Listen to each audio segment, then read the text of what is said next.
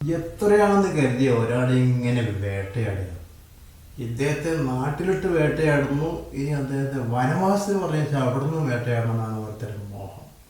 സത് ഈശൻ, നന്മയുടെ സത്യത്തിൻ്റെ ഈശൻ എന്ന പേരിൽ അദ്ദേഹത്തിന് എതിരെ എത്ര ഫേസ്ബുക്ക് പേജുകൾ ഉണ്ടാക്കി. ഒന്നിന് പറയുക ഒന്നൊന്നായിട്ട് 2-3 ഫേസ്ബുക്ക് പേജ് ഉണ്ടാക്കി. കഴിയുന്നത് ആ ഫേസ്ബുക്ക് പേജൊക്കെ നമ്മൾ വേണ്ടപ്പെട്ടവർ പറഞ്ഞ് ഒഴിവാക്കുന്നുണ്ട്. പിന്നെ ഉണ്ടാക്കിയിട്ട് ചെയ്യാം. ഒരാളുടെ ജീവിത രീതിയാണത്. അദ്ദേഹം പറഞ്ഞില്ല, ഞാൻ അങ്ങനെ അടിക്കുന്നതാണെങ്കിൽ പറയാറുണ്ട്. ലേറ്റസ്റ്റ് ആയ കാര്യത്തിൽ നുണ പറയാൻ വയ്യ. എല്ലാ നുണയൊന്നുമല്ല.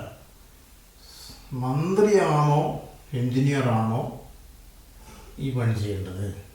മയക്കണ പണിയില്ല കേട്ടോ. ഒരു കെട്ടിടത്തിൻ്റെ അപാകത ഉണ്ടെങ്കിൽ അതൊരു പെൻസിൽ വരെ അല്ല, അതൊരു മറ്റേ വലിയൊരു ചോലാണ്, ഒരു വിടവാണ്. പെയ്യുന്ന മഴ മുഴുവൻ അകത്ത് വരുന്നതിൻ്റെ ഒരു വിടവാണെങ്കിൽ അത് മന്ത്രി ഇങ്ങനെ ആക്കിയിട്ട് കാര്യമുണ്ട്. അതിന് എൻജിനീയറിൻ്റെ വേണ്ടതെന്ന് വെച്ചു അതിലെവിടെ നോണം? ഒരു ദൈനംദിന രീതി എന്നുള്ളൊരു നോണ അത് അദ്ദേഹം സമ്മതിക്കുന്നുണ്ട്. ഞാനിടയ്ക്ക് നോണ പറയാറുണ്ട്. അങ്ങനെ ഇടയ്ക്കിടയ്ക്ക് പറയുന്ന നുണയില്ലേ, ഒരു നുണയാണ് അദ്ദേഹത്തിന് വലിയ പ്രശ്നമാക്കിയത്. കാരണം അതിലെ കഥാപാത്രം, നുണയിലെ കഥാപാത്രം വന്നിട്ട് അങ്ങനെയില്ല എന്ന് പറഞ്ഞാൽ പോയില്ലേ. സുധാകരേട്ടൻ്റെ ഫേസ്ബുക്ക് പോസ്റ്റ് വന്നാൽ പോകും. ഈ കക്ഷി ആദ്യം പറഞ്ഞു അത് അദ്ദേഹത്തിൻ്റെ അല്ല. അദ്ദേഹത്തിന് അങ്ങനെ ആ ടൈപ്പ് പരിപാടിയില്ല, ഫേസ്ബുക്ക് തന്നെ ഇല്ല, ഫേസ്ബുക്ക് പേജും ഇല്ല, ദുസ്വഭാവങ്ങളൊന്നുമില്ല. അത് മനുഷ്യനാണെന്ന് എന്നെ ഒന്ന് വിളിച്ചേ ഉള്ളൂ. എന്നോട് വിളിച്ചപ്പോൾ ഇതൊന്നും പറഞ്ഞില്ല, അല്ലെങ്കിൽ ഞാൻ ഫേസ്ബുക്ക് പോസ്റ്റൊന്നും ഇടില്ല എന്നാണ്. എന്തോ എന്നാൽ മറ്റാളൊരു പണിയില്ല, അതിനനുസരിച്ചിട്ട് വരിക. എന്തായാലും സത്യങ്ങളുടെ ഈശ്വരൻ എന്നുള്ള പേരിൽ തന്നെയുള്ള ആളെ അവഹേളിക്കാതിരിക്കാൻ അങ്ങനെയൊക്കെ പറഞ്ഞിട്ടുണ്ടോ ഞാൻ. അതുകൊണ്ടൊന്നും ഇപ്പോൾ കേസ് തീരില്ലല്ലോ. ആ ഫേസ്ബുക്ക് പേജിൽ പറഞ്ഞ വിഷയങ്ങൾ ഉണ്ടോ ഇല്ലെന്നുള്ളത് തീരില്ല. ഈ വ്യക്തിയെ നിക്ഷേപിക്കണം എന്തിനായിരുന്നു? എന്നെ അങ്ങനെ വിളിച്ചിട്ടുമില്ല, ഞാനും അങ്ങനെ പറഞ്ഞിട്ടുമില്ല. ഫേസ്ബുക്ക് പേജ് എൻ്റേതാണ് ഉപരി പറയാം. ഇവിടേക്കാണ് ഈ കുഴപ്പേ. UDF എന്ന് പറഞ്ഞൊരു പ്രയോഗമുണ്ട്. ആ UDFിൻ്റെ പ്രയോഗത്തിൻ്റെ ഇടയ്ക്ക് ഇവർ തമ്മിലുള്ള സംഭാഷണം എന്തൊക്കെ കോമഡികളാണ്.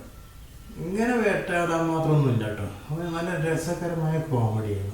ഒരു പത്രസമ്മേളനത്തിന് ഇരിക്കുന്നു, മൈക്കുകളൊക്കെ നേരിട്ടിരിക്കുന്നു, എന്തോ ഒന്ന് പറയുന്ന ഒരാൾ മറ്റൊരാൾക്ക് ഈ ഒരു പദം വിളിച്ചങ്ങൾ പറയുന്നു.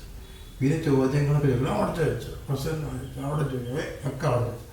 എല്ലാം കഴിഞ്ഞ് മാരിടാൻ വന്നു. പക്ഷെ ആള് ഇവിടെ അണിയിച്ചു, ഉദാഹരണം അണിയിച്ചു, മറ്റാളെ അണിയിക്കാൻ തള്ളി മാറ്റി. ഇതൊക്കെ കോമഡികളാണ്. ഈ കോമഡിയുള്ള ഒരു മനുഷ്യനാണ്. നമ്മുടെ ജീവിതത്തിൽ ഇന്ന് ട്രാജഡികളാണ്.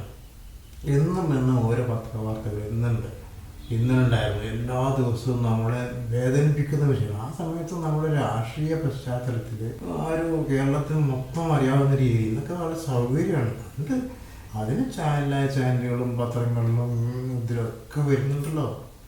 തത്സമയ സംപ്രേഷണമല്ലേ വീഡിയോ TV-യിൽ വരുന്നത്.